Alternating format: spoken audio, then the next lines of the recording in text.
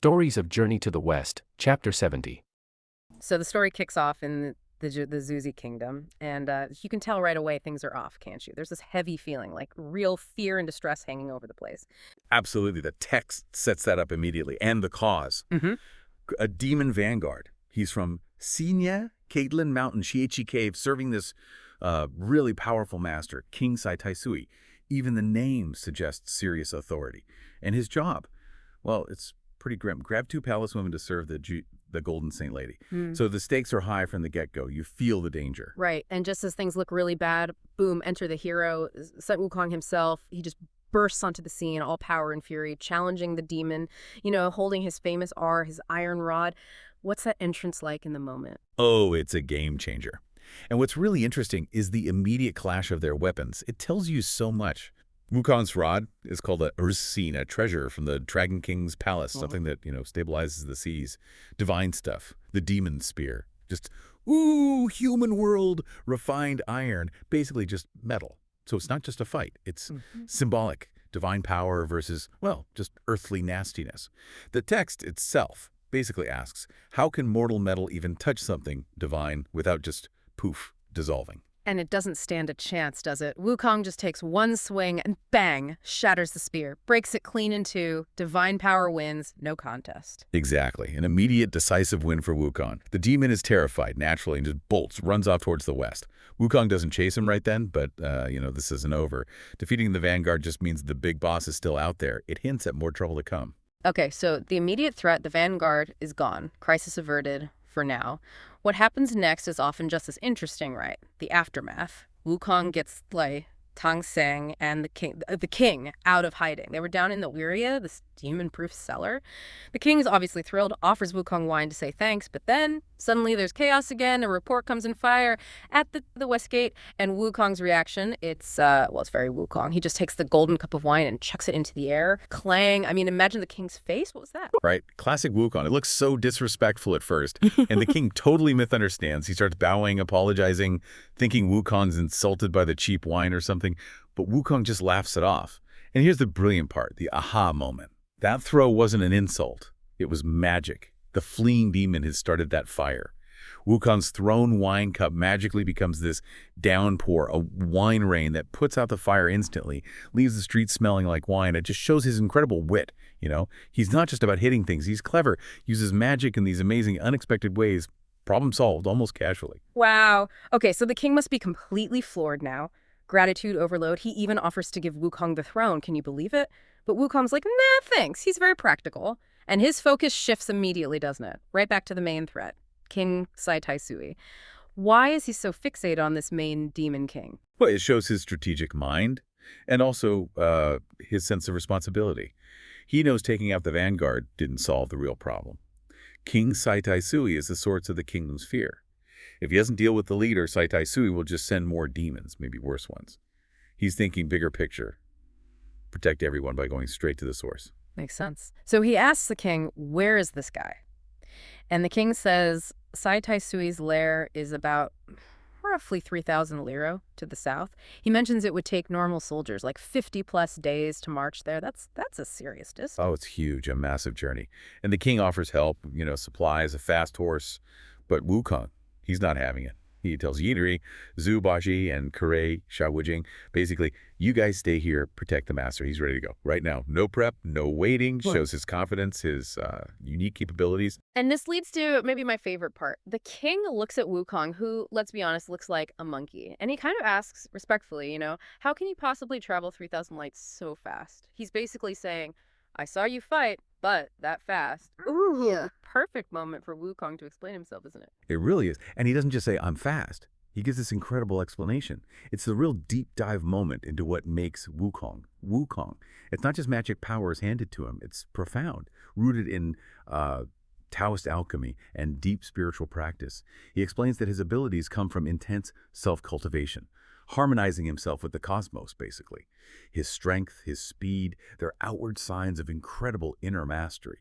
He uses this beautiful poetic language, tells the king, Since he was young, he sought to understand life and death. He searched for enlightened teachers. He practiced constantly. He talks about using heaven as his roof, earth as his furnace, like his whole being was part of this cosmic refinement process, and mastering core principles.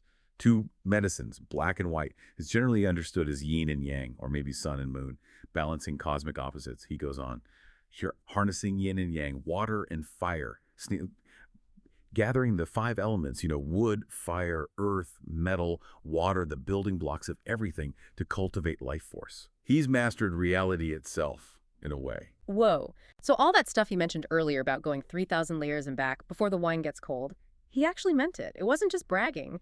This inner work, this cultivation, is what allows his famous speed. Exactly. That cultivation is the source of his success, the cloud somersault, powered by divine aid, as he puts it. It's not a gimmick. It's a result of this deep internal work. It lets him cross huge mountains, or legendary crossings, in just one leap. That famous 108,000 laser in a single somersault. It comes from this profound mastery he's just described. It's about understanding and manipulating the fundamental forces through discipline. Okay, the king must be absolutely stunned after hearing all that. From skepticism to just awe. Completely. Total respect. Any doubt is gone. And Wukong, being Wukong, doesn't hang around. He proves his point instantly. The text says, Mocha whoosh, gone, vanished without a trace. Leaves the king speechless. Wukong leaves the Zuzi kingdom. And bam, he hits this massive mountain. Yeah. The description is pretty intense. Towering to the sky, occupying the earth, obscuring the sun, generating clouds. It sounds wild, beautiful even, with sharp peaks, distant ranges, pine forests. Sparkling rocks. Yeah, sparkling rocks. And it clearly says it's a place where, like, immortals and demons hang out. And that's important, right? The mountain itself feels like a character, almost warning you. But it's not the mountain that attacks first, is it? No, that's when the real trouble starts. These elemental attacks just appear. First fire, then smoke. And then sand. So let's break down that first wave. The fire sounds almost pretty. 10,000 golden lamps, 1,000 red rainbows. It does, deceptively so. But then the smoke. The text says it's more poisonous than fire. Way more poisonous. And it's not just gray smoke. It's got 5 colors. Blue, red, white, black, yellow. Why 5? That's the question, isn't it? That level of detail, the 5 colors, it screams specialized magic. Really potent stuff. It's not just campfire smoke. And the effects. Scorching heaven's pillars, burning palace beams, even creatures caught in it, animals burned to a crisp, birds featherless. Just devastating. It really sets the bar high for whoever or whatever is behind this. This isn't your average demon. Definitely not. And then comes the sand. Ugh, the sand. It says it covers everything. Covering the sky and blocking the sun, scattering everywhere, obscuring the entire earth. Total whiteout, basically. Or sand out. Yeah. And people get lost. Herb gatherers, woodcutters. Even if you had bright pearls, it says it wouldn't help because the sand just made their eyes water. Like stinging your eyes. So it's this combination, right? Fire to burn, smoke to poison, sand to blind and disorient. It's a complete assault. On every level. Exactly. And it forces Wukong, even with all his power, he has to react fast. He can't just, muscle through it the usual way. So what does he do? He's sneezing because sand's up his nose. Which is such a relatable detail. It is. And his solution is so practical. He just finds 2 pebbles and plugs his nose. Simple but effective. And then he transforms, his first one in this chapter, right, into a fire-gathering hawk, just to fly through the chaos. And notice, once he flies through, the text says the smoke and fire just dissipate. Yeah. So why a hawk? Why not just, blast it away? Seems like a subtle move for Wukong. I think it shows his cleverness, his resourcefulness, maybe conserving energy. He doesn't know the full extent of the threat yet. It's tactical. Okay, so he gets through the elemental attacks. He must be thinking, okay, path cleared. You'd think so. But then he hears the sound, a ding-dong, copper gong. Ah, the gong. And he misreads it completely at first. Thinks it's just some official courier on a main road. That moment of misdirection, it's classic. It lowers his guard, maybe, sets up the next reveal. Which is? The source of the gong. Not a courier, but a minor demon. Right, this little demon carrying a yellow flag, documents, beating the gong, looking really rushed. And Wukong, instead of just confronting him, what does he do? He gets sneaky, transforms into a fierce insect to eavesdrop. And this is where we get that amazing soliloquy. The demon's just talking to himself. Muttering away. Yeah. Which makes it feel so authentic, right? Like you're really hearing his inner thoughts. Exactly. You're getting the raw intel. And what intel? The demon says his king is too cruel. Really emphasizes the cruelty. And reveals the big secret. 3 years ago, this king kidnapped the Golden Saint Empress from the Zuzi kingdom. But here's the twist. Yeah, get this. The demon says the king has had no fate or connection and hasn't been able to touch her for 3 whole years. Incredible, isn't it? He has her captive, but can't, well, consummate the crime. Instead, he's been taking it out on palace maids, using them as substitutes, the demon says, and killing them. 2, then 4. Just awful. It immediately changes things. It's not just about power. There's some kind of barrier, something stopping the king. It adds this huge layer of mystery. And the demon explains why he's running around with this gong now. Right. The king's vanguard, his leader, got beaten by some Sun Wukong. That's us? Huh. Yeah, when they tried to demand more maids from the Zuzi king. So the king's furious. Totally. And this little demon is delivering a challenge letter to the Zuzi king, basically saying, fight me and you'll lose, and I'll unleash that smoke, fire, and sand on your whole kingdom. The same stuff Wukong just faced. It connects everything. But what really gets me is the demon's final comment. After spilling all this, he mutters. Heaven's principles cannot tolerate this. From a minor demon, a foot soldier in this evil army. It's a profound moment of moral clarity from the most unexpected place. It shows even evil isn't monolithic. Absolutely. So Wukong's heard all this, and that detail about the king not being able to touch the empress obviously sticks with him. He needs to know why. So transformation number 2, this time into a little Taoist boy. Complete with the double top knot, patched robe, fish drum, the whole look. Singing Taoist songs, looking harmless. He just walks up to the demon. It's pure intel gathering now. Social engineering almost. The demon totally falls for it, thinks he's just some kid wandering by. Yeah, lets his guard down. And spills the final secret. When the empress was taken, some immortal gave her a parting gift for her trousseau. A gift that turned out to be a lifesaver. A 5-colored immortal robe, and when she puts it on... Get this. Her whole body grows thorns or needles. Like a porcupine. Exactly. So the demon king literally can't touch her. Even a light touch, the demon says, makes his palm hurt. That's why she's been safe, physically at least, for 3 years. Amazing. It's the aha moment, isn't it? Not magic resistance in general, but this specific divine intervention tied to her clothing. Yeah. A subtle form of power. So Wukong's got the whole picture now. The cruelty, the reason for it, the Empress's defense. He knows the score. So he pretends to say goodbye to the demon, walks away a few steps, And whips out the old reed, jingle-bang the staff, and whack, kills the demon instantly. swift. Decisive. He does feel a tiny bit bad he didn't ask the demon's name first. But then he finds something. Yeah, on the demon's waist. A gold inlaid identity plaque. And the details on it are so specific. A trusted minor officer named Yulai Yuko. Which means has come, has gone. Perfect name for a courier, I guess. And it even gives his description: short stature, flat face, no beard. Plus instructions. Always wear it. No plaque means you're a fake. It adds such realism, doesn't it? Yeah. Even for this minor character. It really does. And Wukong, of course, can't resist a pun. Oh, no. He says, this guy's name is has come, has gone, but this staff strike made him has gone and not come back. Okay, that's pretty good for Wukong. So he takes the plaque, grabs the challenge letter the demon was carrying, hides the flag and gong. And interestingly, he decides to carry the demon's body back, not just report in. Why do that? Well, the text implies he's still wary. He remembers the poison of the smoke and fire. He's being cautious, maybe wants proof. He calls the body his first merit, his trophy. So Baji sees Wukong return, and Wukong's carrying this demon's corpse. And Baji immediately jumps in, complaining, if he'd known, he would have done it himself to get the credit.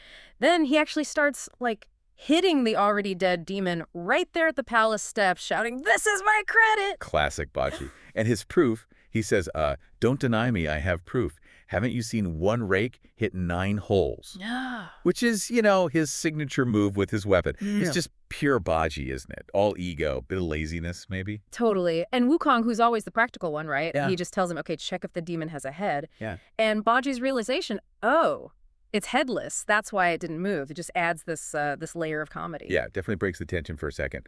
But then the scene shifts because the king of Zuzi Kingdom himself comes out. He's clearly anxious. He's expecting news about the big bad Sai Taisui. But Wukong just presents this minor demon he already killed. And that's interesting because the king knows immediately this isn't the main guy. Right. Why is that? How does he know? Well, the king gives this really vivid description of Sai Taisui. He says he's 18 feet tall, 5 spans broad, face like golden light, voice like thunder. Just massive, terrifying. And he points at the corpse Wukong brought and says, basically, this thing is short and lowly compared to the real deal. Okay, so it's not even close. Not at all. And Wukong quickly clarifies, oh no, this was just a minor demon I ran into and took care of on my way here. And the king is actually delighted, even by this small win. Yeah, he is. Which maybe shows just how desperate he is, like you were hinting. He gives Wukong first merit right away and even offers celebratory wine. Okay, but here's where things take a real turn, don't they? Emotional, heart-wrenching, really. Wukong pivots. He's always focused on the mission, right? And he asks the king about the abducted queen, Queen Jinshingang. Specifically, did she leave behind any keepsake? And that word keepsake, it just hits the king incredibly hard. The text says he bursts into tears. Yeah. He recounts the whole tragedy. It happened during the Jimming Festival, this big annual event when the fierce demon Taisui just grabbed her, snatched the imperial wife, and he emphasizes, there were no farewell words, no proper goodbyes, no sign or fragrant pouch left behind, nothing. He's just been left completely bitter and solitary. You can really feel that pain. It's such a stark contrast to Baji just moments before. It really is. It grounds the story in that raw human emotion, even amidst all the fantasy. So let's talk strategy. Why is this keepsake so important for Wukong? He's the Monkey King, known for his power. Why focus on an object instead of just, planning an attack? That's a great question. Wukong explains his thinking. He knows the Demon King is, immensely powerful. He can unleash smoke, fire, and sand. Super hard to beat in a straight fight. But maybe even more important than that, he's worried about the queen herself. Even if he manages to rescue her, why should she trust him? This strange monkey creature showing up. Oh, right. She wouldn't know who he is. Exactly. He needs proof. He says he needs one of her beloved items, something from her daily life, to basically act as credentials, to make her believe he's genuinely there on the king's behalf. That's actually really smart. It shows he's thinking beyond just fighting. It's about the psychological aspect, the trust. Precisely. It's about foresight, not just brute force. So, does the king have something? What item does he eventually offer? He does. After composing himself a bit, the king remembers a pair of golden treasure bracelets. They were in the queen's dressing cabinet in Ziyang Palace. He explains she wore them all the time, but she took them off during the Duanmu Festival, that's the Dragon Boat Festival, to tie on those traditional 5-colored threads. And tragically, she was abducted before she ever put them back on. Oh, man. So they were just left behind. And the king, he can barely look at them, right? It's incredibly painful for him. He says seeing the bracelets is like seeing her face, her jade face, and it just makes his own illness worse. He's clearly heartsick. Understandable.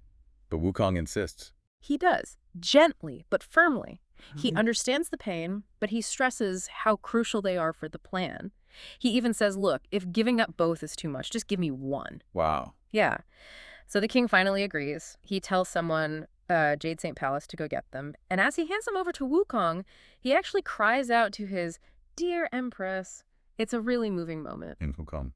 What's his reaction? He takes them immediately, puts them right on his arm, and get this, he doesn't even wait for that celebratory wine the king offered earlier. Really? Just bolts. Straight away, hops on his somersault cloud and heads directly for Kirin Mountain. That tells you everything about the urgency, Mission first. Absolutely. Okay, so he's approaching the demon's lair, Kirin Mountain. Does he just charge in now that he has the bracelets? No, not Wukong. He's too clever for that. He gets near the entrance, this place called Jayzi Cave, which is the demon's main stronghold, and he stops to observe. He takes stock. And what does he see? What kind of defenses are we talking about here? It's quite the setup. The text says there are about 500 demons guarding the gate. Leaders, soldiers, the whole lot. 500? Yeah, and they're not just standing around. They're densely arrayed, organized, holding all sorts of weapons, banners fluttering. It sounds like a proper army. What kinds of demons are mentioned? It's a real mix. You've got tiger generals, bear masters, leopard-headed ones, civet cat marshals. Then there are fierce gray wolves, valiant otters and elephants, even cunning rabbits and deer, long snakes and pythons with swords and bows, and probably most surprising, orangutans who can actually understand human speech and know about battle formations and even, like, the weather. Orangutans who know strategy. That's all- unexpected. It really paints a picture, doesn't it? This isn't some random rabble. It's a well-equipped, diverse, and somewhat sophisticated demonic force. Okay, so Wukong sees all this. And despite his own incredible power, he doesn't just wade in. The text says he dared not advance, but then clarifies it was not out of fear. So, if not fear, what stops him? And what's his plan? Right. It's strategy again. He realizes a frontal assault against that many organized demons would be, well, messy. Probably alert the big boss too quickly. He needs a smarter way in. So what does the master strategist cook up this time? He actually retreats for a moment, goes back to the spot where he killed that first minor demon earlier. Okay, why? He finds the stuff that demon dropped its yellow flag and its copper gong. Then, using his transformation magic, he changes himself Into what? into the exact appearance of the one who came and went. Basically, he disguises himself perfectly as that minor demon he just killed. Ah, brilliant. Isn't it? Then he picks up the gong, starts beating it just like the demon probably would, and confidently just scrolls right towards the heavily guarded entrance of Sizzy Cave, which is, well, it's a demon stronghold. Not somewhere you'd usually volunteer to visit. Definitely not. And what's immediately striking is Wukong's strategy. It's audacious. He's transformed himself into Yu Lai Yu Kwa. Which means, what, you come, you go? Something like that. Yeah, exactly. A fitting name for a really low-level kind of come-and-go subordinate of the Demon King. And that name itself tells you something, doesn't it? About his status. He's easily dismissed, easily overlooked. The perfect cover? Makes him the perfect vessel for Wukong's plan. The source even mentions the demon stronghold having precious flowers and jade grasses. Interesting detail. Yeah, subtly beautiful, almost ironic, for a den of monsters. Yeah. It kind of highlights the deceptive nature of the place, you know. Dangerous, but cloaked in this unexpected grandeur. Right. And Wukong doesn't hesitate. He fully commits to this persona, even down to beating a gong as he walks deeper into the lair. Which leads him right into a confrontation with the big boss, the Demon King himself. As Wukong enters, he sees this magnificent but terrifying 8-window pavilion, and there's the Demon King enthroned. And the description is something else. It really is absolutely chilling. It talks about shimmering rosy light on his head, a fierce murderous aura from his chest, Wow. fangs like sharp blades, eyes like brass bells. He's holding this massive iron staff like a sky-supporting pillar. So not just a monster, but like a force of nature. Yeah. Really imposing. Totally. But Wukong's reaction to this, this overwhelming presence, that's where the tactical genius really kicks in. It truly is. Wukong's audacity here is just, well, it's legendary. Uh-huh. Despite this terrifying figure, the text says he publicly ignored the Demon King. Ignores him. Yeah. Didn't follow any etiquette, actually turned his face away, just kept beating his gong. Okay, that seems incredibly reckless. He's in disguise, trying to gain trust, but he provokes the very being he's trying to fool. What's the thinking there? It almost feels like a challenge, right? Like, maybe it's just Wukong being Wukong, that rebellious streak coming out. Could be. But I think it's also a calculated gamble. He forces the Demon King to engage with him directly. It's almost like psychological judo. Using the demon's own expectations against him to make the beaten subordinate act more believable. That's exactly it. By acting out, he guarantees the Demon King's attention. It gives him the perfect stage for his big performance, his totally made-up tale of woe. Right. So Wukong drops his gong and launches into this dramatic act, pretending to be incredibly distressed. Okay, so what's the story he tells? He claims he was captured by this huge army from the Zuzan kingdom, dragged into the city, brought before their king, that was nearly executed. He throws in lines like, "I was scared silly," and says he was beaten so badly, 30 lashes apparently, before they finally let him go. And he really sells it. I remember the description of the enemy forces he supposedly faced. It's overwhelming. Oh, completely. He exaggerates the enemy's arsenal, listing every weapon you could possibly imagine. Yeah. Bows, arrows, knives, spears, then large axes, round shields, caltrops. It just goes on and on. It's almost comical, the sheer volume of it. It is, but it's designed that way. Yeah. It's not just describing a battle. It's meant to make the Demon King believe in this massive, overwhelming force that supposedly beat him. To make his defeat plausible. Exactly. That detailed, almost suffocating list validates the Demon King's own pride. Wukong gets that the demon wants to believe he's invincible. Right. So he presents this external threat that's so immense that even he, Wukong as Yulai Yuqua, was overwhelmed. It plays right into the Demon King's ego, makes the lie easier to swallow. So how does the Demon King react to this terrifying tale of defeat? He just laughs it off completely. Really? After that whole performance? Yep. He says, it's nothing, nothing. Such weapons will all be nullified by one fire. Ah, okay. And that's a huge clue for us, isn't it? A bit of dramatic irony. Absolutely huge. It's a clear hint about his real power, that infamous purple gold red gourd. The one that unleashes fire, smoke, and sand. That's the one. The Demon King is so supremely confident in his magic artifact that he just dismisses any conventional army, no matter how big Wukong makes it sound. So his arrogance kind of plays right into Wukong's hands. That's perfectly. And in his arrogance, the Demon King inadvertently gives Wukong exactly what he needed next. He tells Wukong to go inform the Golden Saintess about this supposed defeat. To ease her worries, apparently. Right. And the text even includes Wukong's internal thought, just what this old son wanted. That little nickname, Old Son, it's classic Wukong. A bit cheeky, but shows his confidence. Totally. He's absolutely delighted because this gives him direct access to the Saintess, which was the goal all along. Okay, so Wukong, still disguised as Yulai Yuqua, heads off to the Saintess's quarters. And the description shifts here, doesn't it? It's a real contrast to the rougher demon cave outside. Big contrast. It's described as high halls and grand buildings. Yeah. Much more beautiful and stately. And inside. Inside, there are attendants described as fox and deer demons who are disguised as beautiful women. Okay. But the real focus, obviously, is on the Golden Saintess herself, Queen Jinshengong. And she's not exactly happy, is she? Far from it. What really stands out is this image of her beauty completely tangled up with deep sorrow. Yeah. She has a delicate jade face, enchanting beauty, but the details tell the story.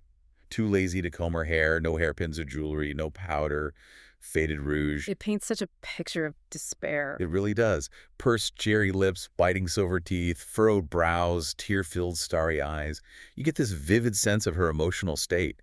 She's just longing for the king of Zuzi, feeling trapped in this heaven's net and earth's snare. And there's that classic line. Right. Since ancient times, beautiful women have had unfortunate fates, weary and silent facing the east wind. It really hits home, captures her despair perfectly. It feels like this universal truth, seen through her specific suffering. It really does. A soul just worn down, which makes Wukong's next move almost. Yeah. Well, unbelievable. How so? Given her noble background, her obvious sadness, his greeting is just terrible. Ah, right. The Jinuo. Yeah. This crude military-style salute, it deeply offends her. She's used to, prime ministers bowing to her. And she calls him out on it. Calls him an uncouth monster. She does. Wonders where he picked up such awful manners. Why do that? Why be so rude right then? That's a great question. It could be a couple of things, I think. On one hand, as Yulai Yuqua, this low-level grunt, maybe that kind of uncouthness adds to the disguise, makes it seem more authentic. Okay, maybe. Plausible. On the other hand, it could also be a deliberate provocation. A way to test her, maybe? Or just to quickly break through the formality, distinguish himself from her usual attendants, and force a unique interaction. Get her attention, basically. Exactly, and rudeness certainly does that. He recovers quickly, though. He hints he has a heart-to-heart message from the king, something that can't be shared with the attendants there. Clever move. And she, driven by that deep longing for the king, immediately dismisses the fox and deer demons. Which sets the stage perfectly. That's a big reveal. The stage is absolutely set. Wukong closes the palace door, and then in this really pivotal moment, the text says he wipes his face and just reverts to his true form. Monkey King, standing right there. Wow. Imagine her shock. Fear, probably, then maybe hope. A total whirlwind of emotions, you'd think. It's designed for maximum impact, isn't it? To shatter her isolation instantly. And he immediately tells her not to be afraid. Right, reassures her first. Then he launches into this really detailed, crucial explanation. He lays it all out. His identity, his mission. Everything. Says, I am Sun Wukong, disciple of Tang Senzang, on a pilgrimage for scriptures. He explains how he cured the king of Zuzi's lovesickness, Right, and learned about her abduction from the king. He explicitly states his power subdue dragons and tigers, that classic phrase signifying his immense capabilities. leaving no doubt about who he is and what he can do. Exactly. And his purpose is crystal clear. I'm here to rescue you. And he even explains the whole disguise thing. He does. He reveals that he was the defeated vanguard who actually killed the minor demons earlier, Oh, okay. and that he deliberately transformed into Yulai Yu Kwa, specifically to infiltrate and get this message to her. It's a full confession, laying out the whole strategy, crucial for building trust. Fast. Makes sense. But he needs proof, right? Words are one thing. He knows, and for undeniable proof, Wukong offers her a precious rosary. A simple item. Relatively simple, yes, but it's a tangible link to her world, to the king, perhaps. Yeah. Something immediately recognizable. And does it work? Instantly, it breaks right through her disbelief and fear. The moment she sees it, she just bursts into tears. Wow. And immediately bows deeply to him, full gratitude, pledging she'll never forget his great kindness if he truly saves her.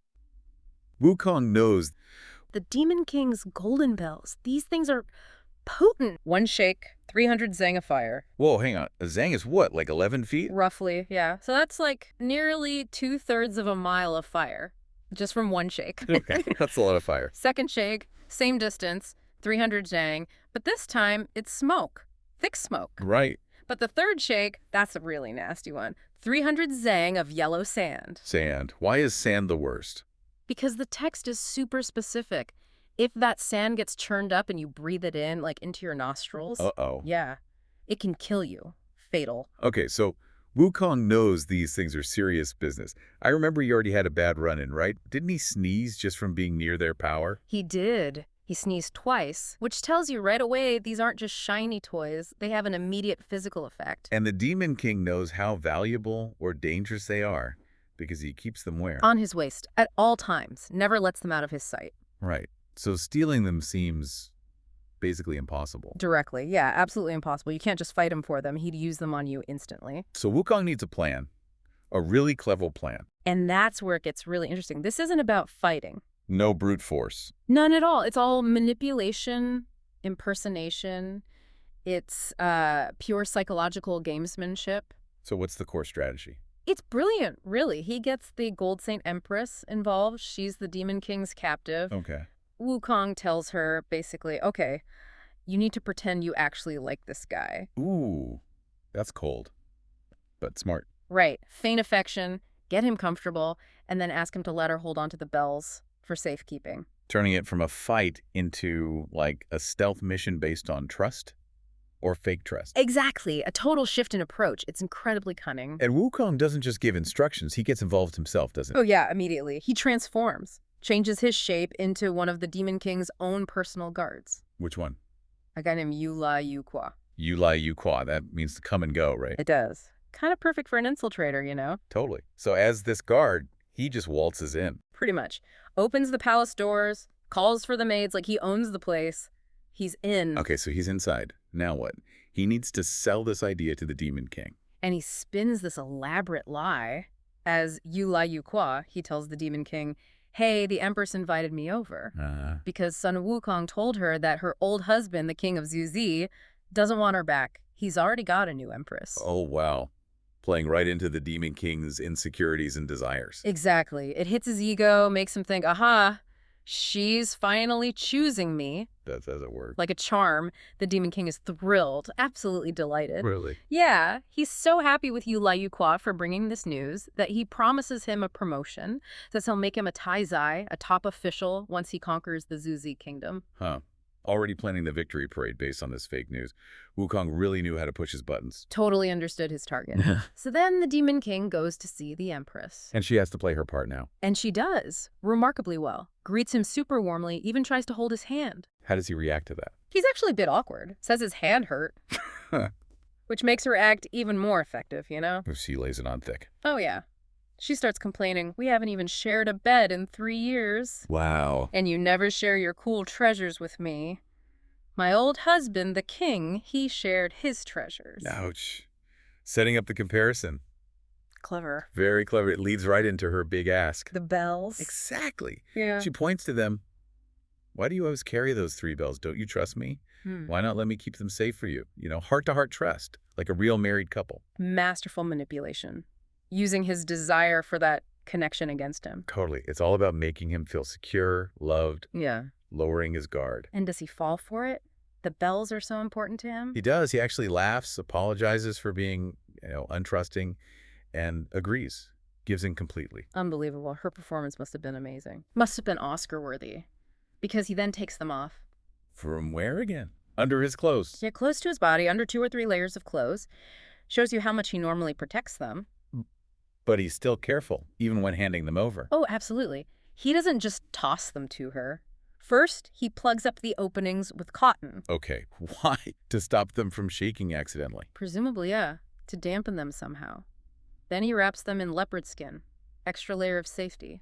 And then comes the warning. The critical warning. He looks right at the Empress and says explicitly, do not shake them. Don't shake them. Got it. That feels important. Hugely important. Foreshadowing, right. Totally. So the Empress takes them. Takes them, puts them on her dressing table, reassures him, don't worry, they'll be safe here. Nobody will shake them. Okay, bells are on the table. Wukong's probably watching from the shadows. Well, he's still disguised as Yu La Yu Kwa, right there in the room. Ah, right. So what happens next? How does he get them? Distraction. The Empress calls for a feast. Wine, food, wild boar, deer, rabbit, coconut wine. A big celebration. To rejoice with the Demon King? Perfect cover. The perfect cover. While the Demon King is distracted by the food and the Empress's attention, Wukong makes his move. Wukong, as Yu Lei Yu Kwa, just gently picks up the bells from the dressing table. Lovely. Nice. And then slowly makes his way out of the palace. Mission accomplished. Or so he thinks. But there's always a but in these stories, isn't there? This is where everything goes sideways. He gets outside. He's outside the main palace area, maybe in a pavilion or courtyard. He's got the prize. And then, for some reason, maybe excitement, maybe carelessness, maybe he just forgot the warning he literally just overheard. oh no. He pulls the cotton plugs out of the bells. Didn't the Demon King just say not to shake them? And didn't he plug them for a reason? Exactly. It's a massive blunder, a huge oversight. So what happens when he pulls the plugs? Instant chaos. Uncontrolled power erupts. Fire, smoke, and that deadly yellow sand just explode outwards, filling the whole pavilion. Oh man. So much for a clean getaway. Not even close. It's pandemonium. Does anyone notice? Oh, yeah. The gate guards hear the commotion, see the fire and smoke, and they panic. They actually crash into the back palace trying to raise the alarm. Alerting the Demon King. Who comes rushing out, yelling about putting out the fire. And then he sees it. Sees what? He sees Yu La Yu Kwa, or rather, the source of the chaos standing there with his bells. Busted. Completely busted. The Demon King is furious. You stole my bells! What does Wukong do? He's caught red-handed. He panics, drops the bells, instantly changes back to his true Monkey King form. No more disguise. Nope. Pulls out his Jingu Bang, his magic staff, Ready to fight. and starts fighting like mad against all the demon guards pouring out. Tiger generals, bear masters, leopard heads, even cunning rabbits, the text says. Quite the scene. What about the Demon King? He snatches his bells back up off the ground. Priorities, right? Definitely. And then he orders the main front gate sealed shut. Trap Wukong inside. Smart move. Is Wukong trapped? He struggles for a bit, yeah. Can't break through the sealed gate easily. But then, classic Wukong. Transformation time. Transformation time. He turns himself into a silly fly. Tiny, insignificant. Yeah, so it flies out. Not quite. He clings to a stone wall, hiding, while the demon soldiers are running around looking for this big monkey warrior. They search everywhere but can't find him. Clever. So he gets away. He does. Slips away while they're confused. Meanwhile, the Demon King. He must be putting 2 and 2 together now. Exactly. As his guards report they can't find the thief, the Demon King starts thinking. The disguise, the impossible theft, the transformation. It clicks. It clicks. He figures it out. That guard, Yu La Yu Kwa, Sun Wukong must have killed him and taken his shape. He realizes the whole thing was a setup. Admits the logic of it, even though he was fooled. Right. And his thought is really telling. He's worried. Worried of what?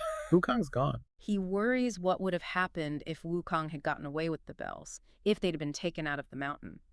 It underscores just how powerful he knows they are. Yeah, the potential consequences. So he orders everyone to stay vigilant, keep the gates sealed for now. The threat isn't entirely over in his mind.